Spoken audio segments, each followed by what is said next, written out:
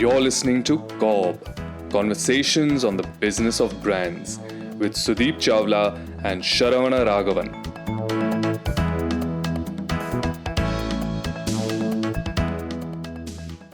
We recently did a Q&A episode and we left out one often asked question, Sudeep. Given my masochistic behavior, I decided to take up that question we chose to leave out. This is more in the educator space, so I expect you to chip in liberally. Despite this being my turn to be interviewed, I think I'll step out of the zone and interview a little more than I'm supposed to. Okay, fair. Go ahead. So this question I get asked quite often is that how do I get into FMCG? Both of you are from FMCG. All the examples you give are FMCG, but I'm not able to get into FMCG. So FMCG is a little glamorized, but if you look at what the underneath intention behind the question is that how do I learn marketing? And the question seems to be if I'm not in FMCG, how do I learn marketing? And I think it also comes from a place where the environments are different, the fast moving environment with digital marketing prone. There are a lot of people who are asking this question are really looking for marketing skills, practical marketing skills, and they don't have a time or a place to pick this up, or they don't have a live mentor like probably you and I had at the beginning of our marketing careers. And that's where this question is coming from. And my refrain to a lot of them has been that because you want to learn marketing, if you've decided to get better as a marketer, take away the ownership of that from your company and you take ownership of it. You become the owner of your own learning. And that is how you can become a great marketer. It doesn't matter where you are, you can learn marketing anywhere because it is always about the fundamentals. Working in a startup environment, you could find a mentor anywhere. But in today's time, the main point I say is you can learn so much for free online. With you have access to so much information, and if you know what you're looking to learn, you can learn it. And you do not need to be anywhere to become an expert. If you choose to learn, you become a learner, forever learning. You never finish learning. And that's where I will lean on you, because you are the educator between the two of us. And what's your take on this? No, I think I completely agree with you, Sharan. The prime underlying reason for people to ask that question is that they want to learn marketing, with a significant assumption that people who work in FMCG are the only one who know marketing. Although I must also say that we have, between the two of us, tried to take up a lot of examples from the startup space as well when we Right. talk about marketing and its fundamentals. Deliberately so that people see that the world of marketing is all pervasive and it definitely exists significantly outside FMCG also. True. But going back to your primary suggestion to everybody that if you want to learn, you want to first take ownership of your learning and get into the space of continuous learning, continuous improvement. I completely echo that. I also echo your second assertion that there is sufficient amount of learning material as well as mentors that are available today. Also, because there are mediums available, you have podcasts, you have Instagram, you have LinkedIn, etc. So there's no dearth of uh, gyan available. What I would also like to add, Sharon, to these two, three assertions that you've already made is that if, like you said, if you know what you want to learn, it should become easier. I would possibly say that if you want to learn marketing at a very, very fundamental and basic level, they should possibly try and bucket their learning into three buckets or pillars. The first one of them is branding. And we had spoken about branding, I think, earlier in one of our episodes, which was branding Hmm. without marketing. Right. And branding, where we talk about the fact that branding is a set of promises that you and your product or a service makes to the consumer, and then tend to deliver it consistently over a period of time. And hence branding is all about understanding your consumer well, uh, then understanding your own product, your service, etc. very well, and then matching some kind of a consumer stated, unstated, underserved need with what your product or service can offer. Right. It's basically the core of why the brand exists in the first place. Correct. Correct. And once you find that objective, and your objective is stated in clearly consumer terms, then you know that you've got your branding right. There are various frameworks around branding. How do you get your proposition right? We have in the past spoken about various ways of approaching it. Yeah. uh, and that's not the only way. You can think about in many different ways, and I will possibly invite all the listeners and learners to go explore what are the different ways in which branding can be approached. The second pillar is marketing. Yeah. So once you get your branding right, which means in startup language, you've got your MVP, which is minimum viable product. You've got some early adopters. Now you would want to reach out to a larger number of people. So therefore, you would need to employ what we call as marketing. Now, in marketing, it is important to first get your marketing objective right. Yeah. So which is about the fact that what is it that you want to do with consumers' belief, attitude, such that you influence the consumer behavior going forward. Yeah. So therefore, you must construct what we call as path to purchase. What is it that you're trying to achieve? Do you want to be the most salient brand? Do you want to be associated with certain kind of imagery? How are you planning to differentiate yourself, and therefore how do you want to communicate it to consumer is something that you need to really plan very well.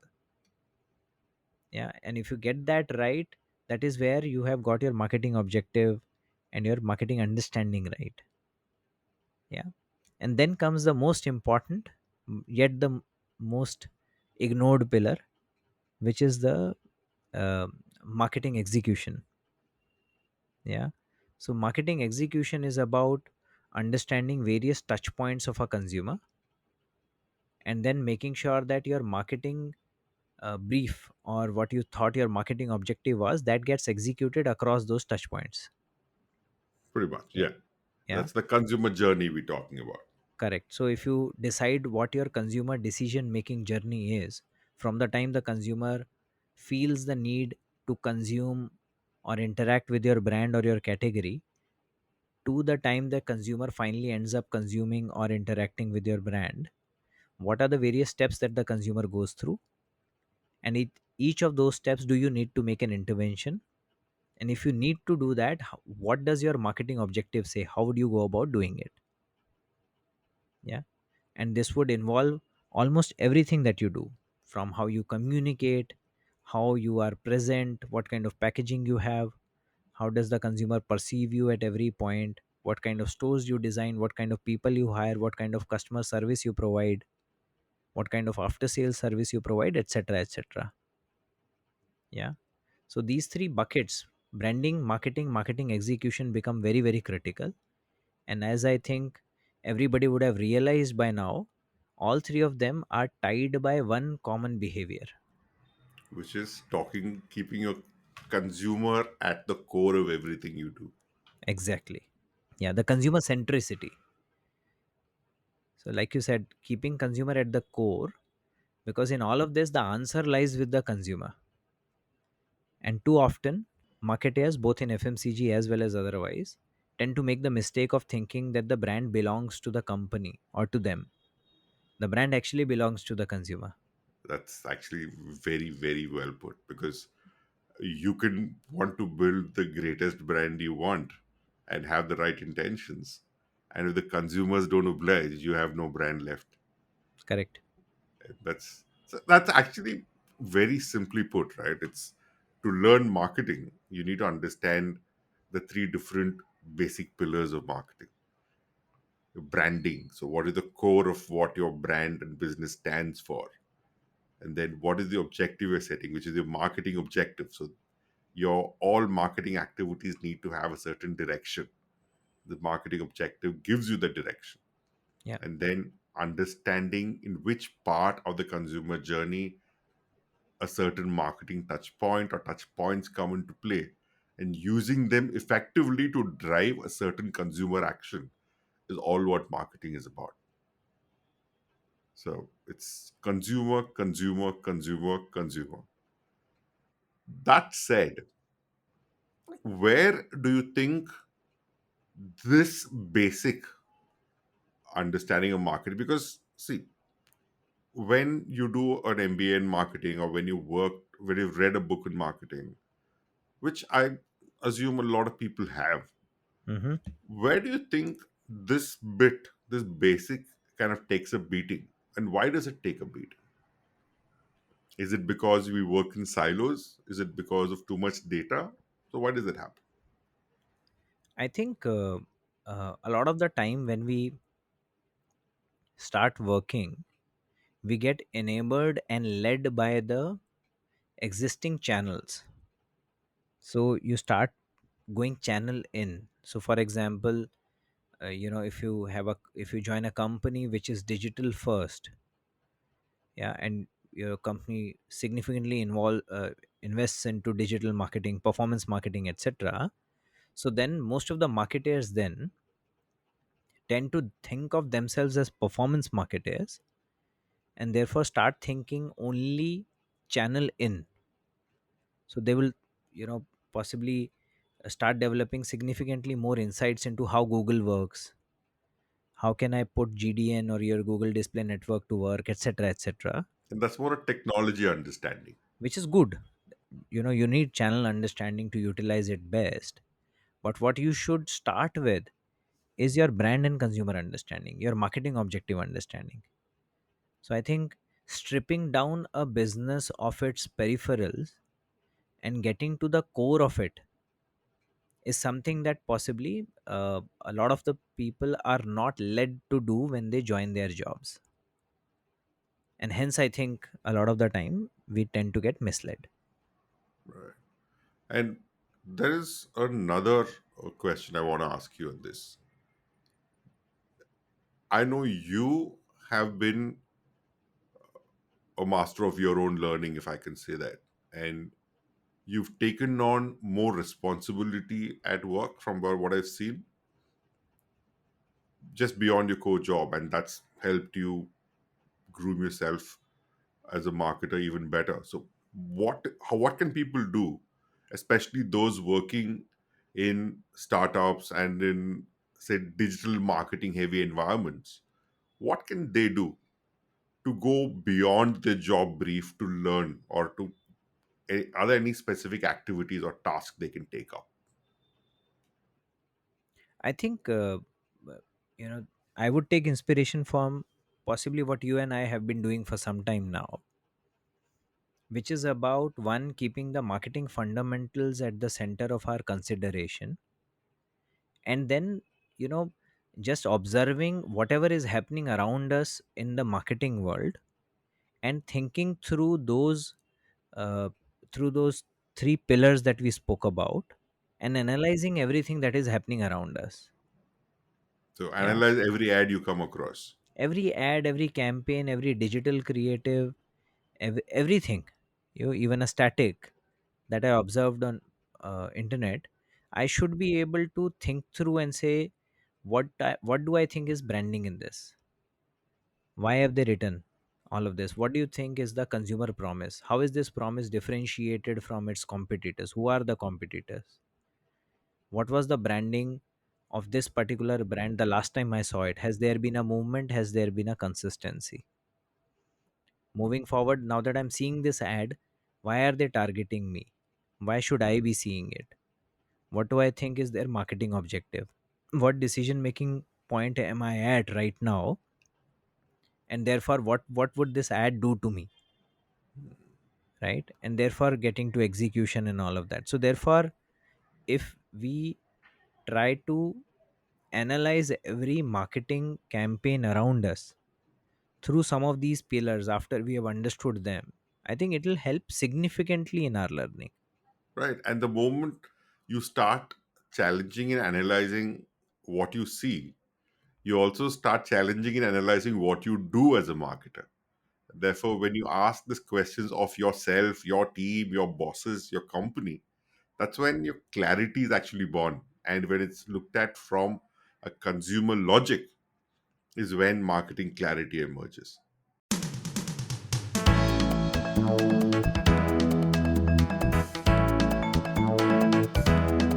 You're listening to COB, Conversations on the Business of Brands. Your hosts are Sudeep Chawla, marketing practitioner, business leader, and educator to advertising and marketing professionals, and Sharavana Raghavan of Vitral Brand Expertise, growth consultants to consumer facing brands and businesses. For more information, go to cobcast.net. If you find this podcast helpful, please help us by telling your friends and rating us. Sharon, you have had a fairly diverse career, and hence I would possibly say that you've had the advantage of having seen marketing from different lenses, very different categories, different environments, different countries, etc. Yeah. Do you think, again, the diversity of observation helps? Diversity of observation can help you in certain aspects, in the sense that you're more open to certain logic. So I'll give you a funny example. This actually happened at Mondelez, where we were making an ad of a mother and daughter baking a cake for the father, and there was no father in the film. And the cue of the father entering the scene was just a calling bell. And when we sent it to region for approval, I came back. There came a question saying, if he's the father, why is he ringing the bell? I didn't quite understand the question to start with. But then I realized in most Western cultures where everybody is working, everybody has a key. If it's your house, you enter without having to ring a bell. But in India, we always have somebody at home to open the door for us. So we ring the bell or knock. So it's those are the slight cultural nuances, but overall, the customer centricity, the consumer focus that you have doesn't change no matter which market, which category, or whatever you're doing. Just being focused on who you're doing it for, why you are going to be a part of their life, and how you're going to talk to them and what you're going to tell them is pretty much what marketing is all about. Yeah. That is what I possibly call as variety of observation, Sharon. You don't do anything different, but you've just been able to see the same consumer, that mother, from different lenses. You saw her from a Tang lens earlier, then you saw her from an Harpic lens later. Right. Yeah. Similarly, if I'm a marketer working in a startup in a digital first company, I don't need to market to that particular mother myself. If I analyze three campaigns that are targeting the mother from three different lenses, my job is done. One other point I would like to add, this is something that we also discussed when we interviewed Mr. Bharat Shastri. Say, no matter which industry you're in, no matter which category you're working in, no matter who your target audience is, make it a point to go meet three of your consumers at least every month. Your target audience, just talk to them, figure out what their life is about, figure out how they're using a category, what role it plays. You'd be surprised with the wealth of information you get. You might not be able to structurize it as you start, but as you keep doing it, you will see patterns emerge and you will form your own structures and your own hypothesis to start testing in your marketing. And that has been the biggest learning I've had in my marketing career of talking to consumers. Okay, fair. So I think, Sharon, you've made your point very clear. Now on to the second one.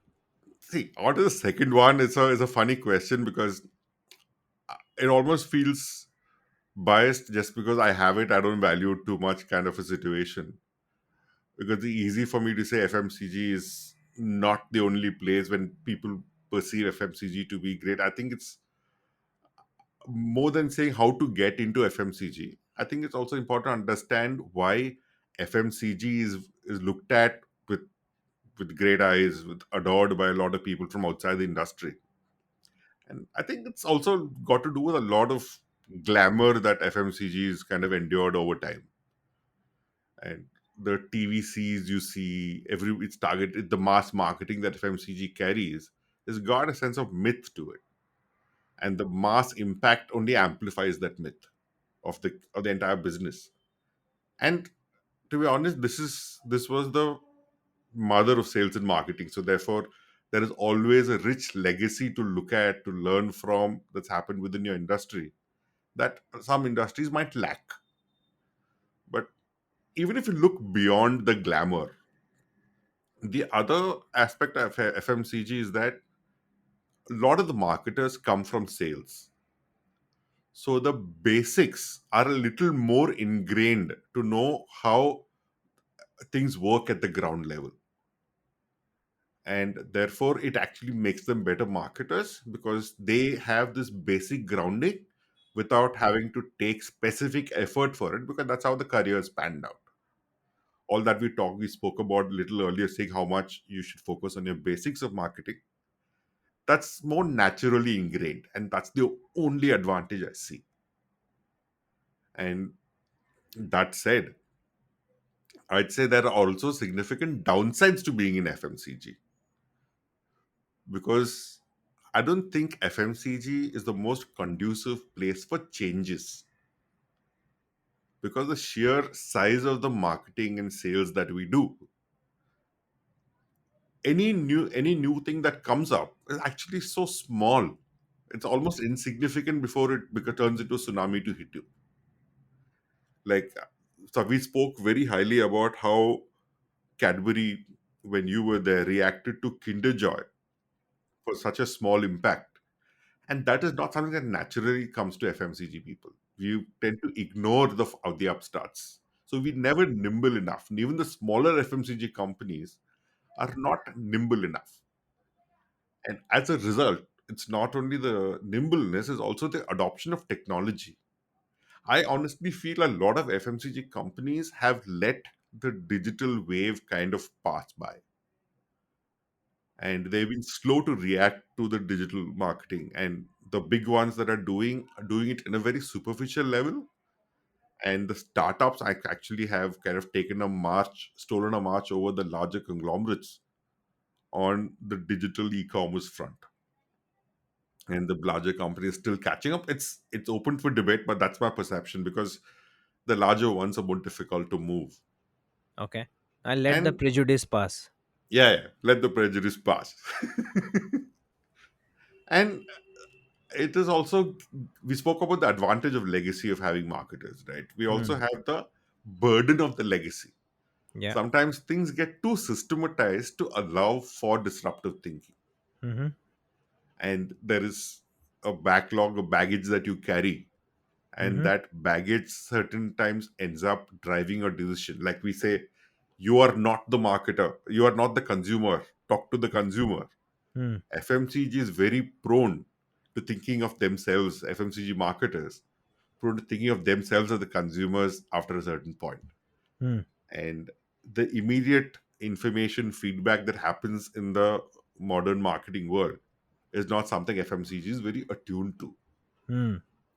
And there are different issues. So when you go into MNCs, a lot of the MNCs that operate in India do not even do the basics of marketing, Hmm. because everything's driven by the head office.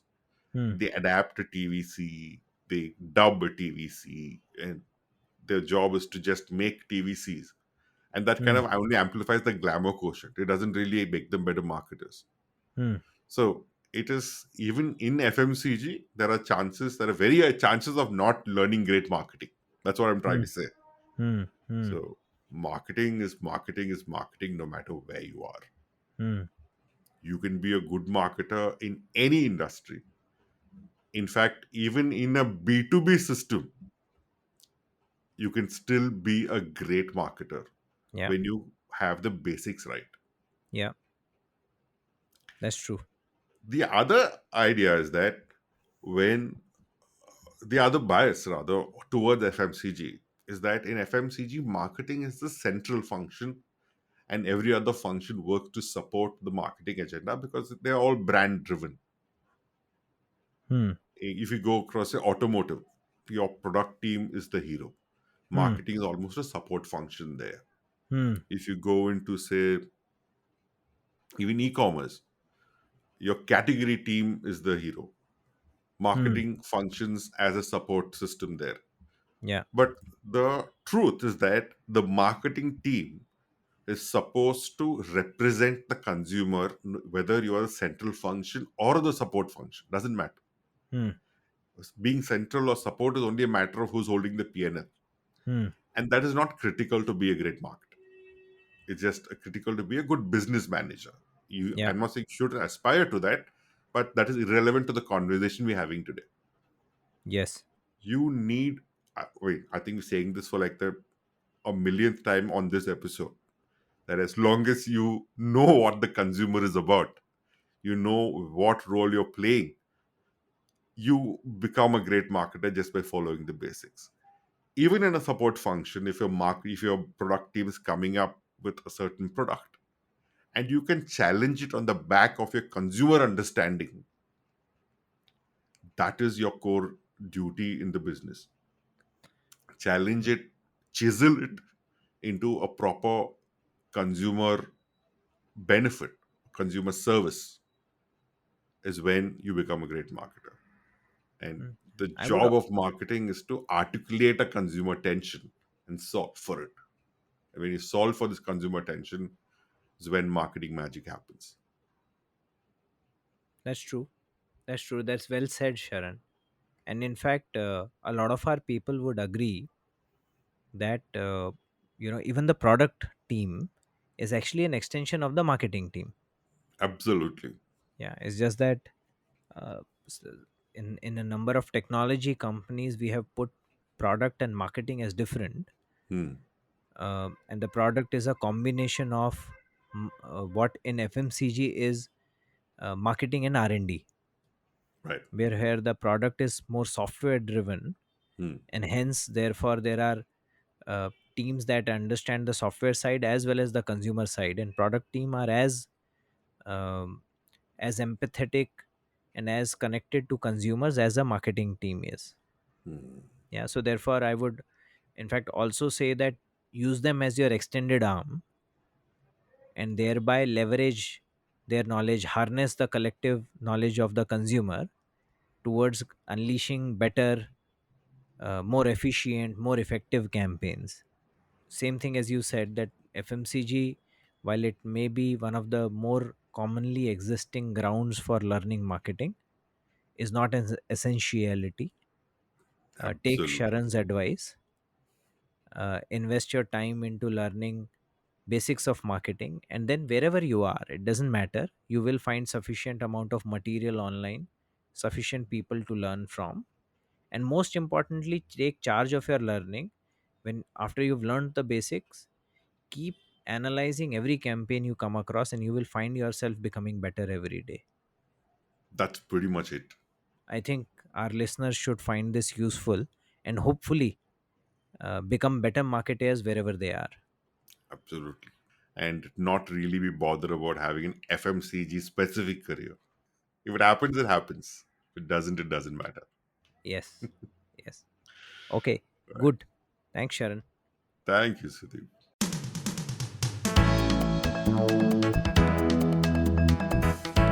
Thank you for listening to COB, Conversations on the Business of Brands with Sudeep Chawla and Sharavana Raghavan. Subscribe and learn more at cobcast.net. That's COBBCAST.net.